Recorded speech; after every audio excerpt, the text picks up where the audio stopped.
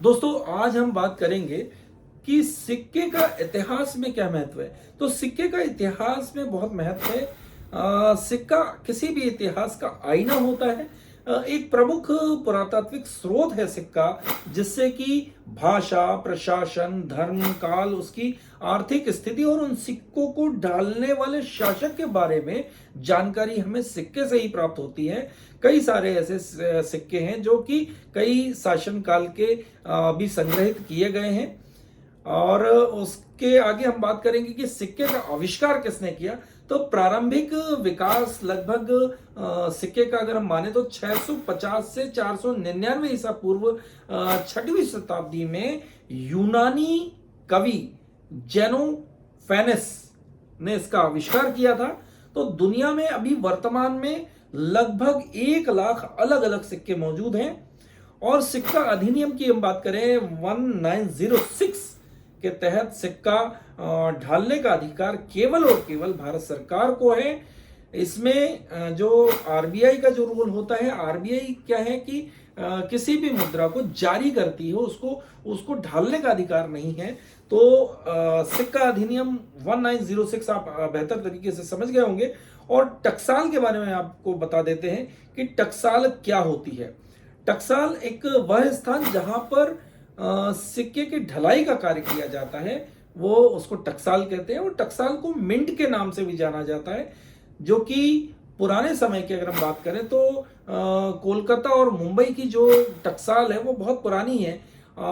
इतनी अंग्रेजों के समय के 1859 की ये टकसाल है जो आज भी कार्यरत है। जिस तरह से मुंबई, कोलकाता, हैदराबाद और नोएडा 4 मिंट और 4 हमारी जो टकसाल हैं वो भी मौजूदा समय में है। और इसके आगे जानकारी आपको मैंने कंटिन्यू रखी है, आप जरूर पूरे वीडियो को देखिएगा जिससे अधिक से अधिक जानकारी आपको प्राप्त हो सके। तो जब भी कभी आप दुकान पर गए होंगे, कई बार आपके साथ भी ऐसा हुआ होगा कि दुकानदार ने आपसे सिक्के लेने से मना कर दिया होगा कि कोई भी सौदा जब आपने लिया है, आप उसका जो भुगतान है सिक्के में जब करते हैं तो दुकानदार मुंह बनाने लगता है, कई बार पैसे आपसे नहीं लेता है।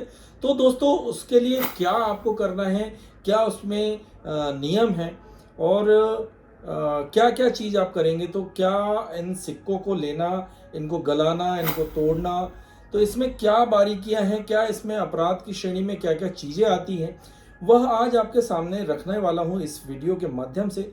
तो दोस्तों मेरा आप सभी से एक ही चीज़ का निवेदन रहता है कि आप सभी जो भी वीडियो को देखते हैं, आप लाइक करें अथवा ना करें, बट शेयर जरूर कीजिएगा, जिससे कि जानकारी बहुत सारे लोगों तक स्प्रेड हो सके और जानकारी का अधिक से अधिक फायदा लोग उठा सकें। ऐसा मेरा आपसे निवेदन है। तो आइए शुरू करते हैं इस वीडियो को। तो बहुत सारे लोग ऐसे जब भी दुकान पर जाते होंगे तो कई जगह है, कई ऐसी जगह है जहां पर ये अफवाह फैला रखी है। ऑल ओवर इंडिया की मैं बात करूं तो 50 पैसे का जो सिक्का है, यह कहा गया कि ये बंद हो गया। तो ऐसा नहीं है दोस्तों, 50 पैसे का सिक्का अभी भी प्रचलन में है। 50 पैसे से लेकर 1000 तक के सिक्के अभी प्रचलन में चल रहे हैं। तो जिसकी अगर हम बात करें, एक्ट की अगर हम बात करते हैं, तो 50 पैसे या उसके ऊपर के जो भी सिक्के हैं, तो उसमें इंडियन कॉइन्स एक्ट 2011 में अगर हम बात करें तो यह लागू है। इस कानून के तहत ही सिक्कों का निर्माण या निर्मित किए जाते हैं और संपूर्ण भारत में यह लागू है। तो अब ये भी देख लेते हैं कि कौन से सिक्के बंद हो गए हैं। तो 1 पैसा, 2 पैसा, 3 पैसा, 5 पैसा, 10 पैसा, 20 पैसा और 25 पैसे के जो सिक्के हैं, इनको वापस ले लिया गया है आरबीआई द्वारा और ये सिक्के बंद है, ये प्रचलन में नहीं है। ये तो लेने से कोई मना कर सकता है, किंतु 50 पैसे का सिक्का लेने से कोई मना नहीं कर सकता। आइए देखते हैं 50 पैसे का जो सिक्के का दायरा है वो कितना है। तो आप अगर 50 पैसे के सिक्के में ही भुगतान करना चाहते हैं, आप चाहते हैं कि 50 पैसे के सिक्के में ही हम भुगतान करेंगे, तो केवल और केवल 10 रुपए तक का भुगतान कर सकते हैं।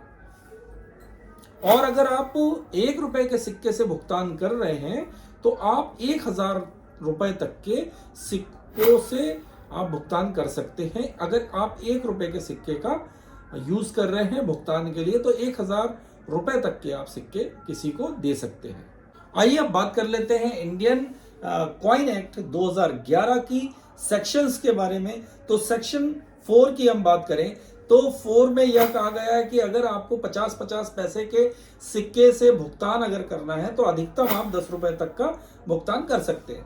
और अगर आपको 1 रुपए से लेकर कुछ सिक्कों में अगर आपको भुगतान करना है उससे ऊपर 1 रुपए या 1 रुपए से ऊपर सिक्कों में ही अगर आपको भुगतान करना है तो आप 1000 रुपए तक का भुगतान आप कर सकते हैं। अगर उससे ऊपर आप सिक्कों में भुगतान करते हैं तो यह आपको इंडियन कॉइन्स एक्ट 2011 आपको ऐसा करने से रोकती है।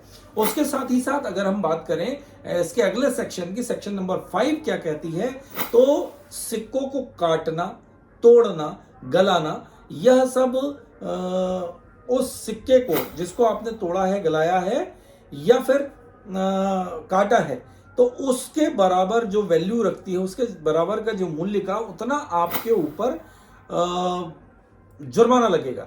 उसके साथ ही साथ अगर हम बात करें इसी के अन्य सेक्शन के Indian coins act section number 9 की अगर हम बात करें तो नकली सिक्का आपको अगर आपको मिला है, किसी ने आपको दे दिया है नकली सिक्का, अगर आपके पास है, आपको ऐसा लगता है कि वाकई में नकली है तो आप उसको अगर नष्ट करते हैं तो यह पावर इसमें दी गई है सेक्शन 9 में। किंतु उसमें जो नुकसान है वो धारक का ही होगा, आपका ही होगा, आपके पास मिला है पर उसको आप चला नहीं सकते, नष्ट आप करने की शक्ति यह सेक्शन आपको देती है।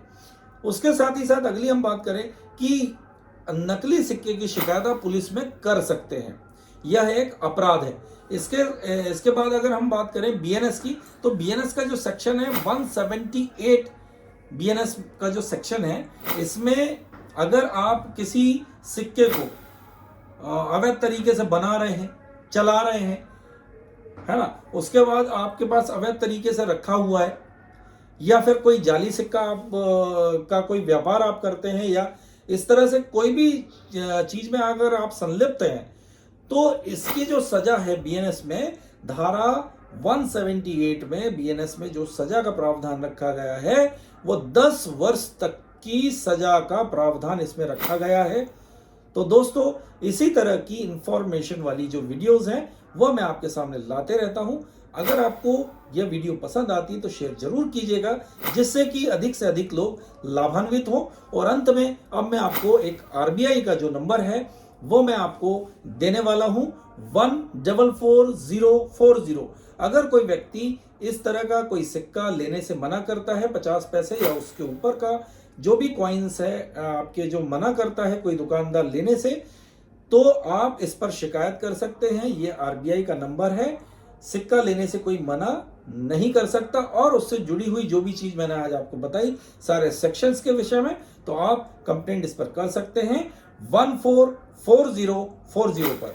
दोस्तों एक क्वेश्चन है आप लोगों से, अगर आप जानते हो तो ऐसा कौन सा शासक है जिसने चमड़े के सिक्के चलाए थे, उसका जो कार्यकाल था कितने समय का था, किस ईसा पूर्व का शासक था और उसका जो सिक्का है कौन से संग्रहालय में, किस राज्य के संग्रहालय में अभी संग्रहित है, चमड़े के सिक्के चलाने वाले शासक का नाम, उसका शासनकाल और कौन से संग्रहालय में उसका वह सिक्का अभी भी संग्रहित है उस शासक का जिसने चमड़े के सिक्के चलाए थे।